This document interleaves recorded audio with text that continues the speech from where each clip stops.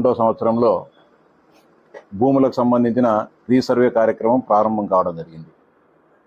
అనేక రకాల రీసర్వేలో సమస్యలు ఉత్పన్నం అవుతున్నప్పటికీ నేటికి కూడా రెవెన్యూ యంత్రాంగం రైతుల సమస్యలను పరిష్కరించుకోకుండా తాత్సారం చేస్తూ ఉండడం చాలా బాధాకరం.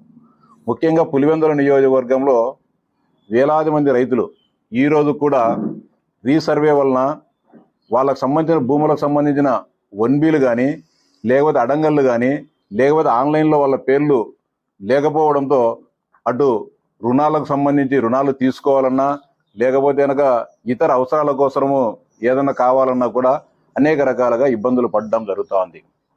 2022లో ప్రారంభిస్తే ఈరోజు కూడా అనేక గ్రామాలలో సమస్యలు ఉన్నాయి. ముఖ్యంగా పులివెందుల నియోజకవర్గంలో తొండూరు, చక్రాయపేట మండలాల్లో రెవెన్యూ యంత్రాంగం వ్యవహరిస్తున్న తీరు వలన వేలాది మంది రైతులు ఇబ్బందులు పడుతున్నారు.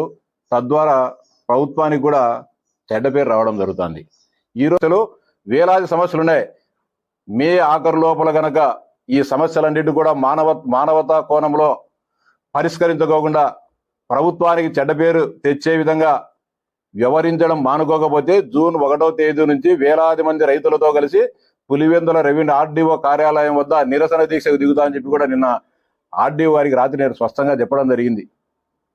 మరోసారిగా చెప్తాను మీ ద్వారా పులివెందుల రెవెన్యూ యంత్రాంగానికి, అదేవిధంగా జిల్లా కలెక్టర్ గారు, జేసీ గారు కూడా పదే ఇలా చెప్తున్నా కూడా వారి మాటను కూడా లెక్క చేసే పరిస్థితులు లేరు.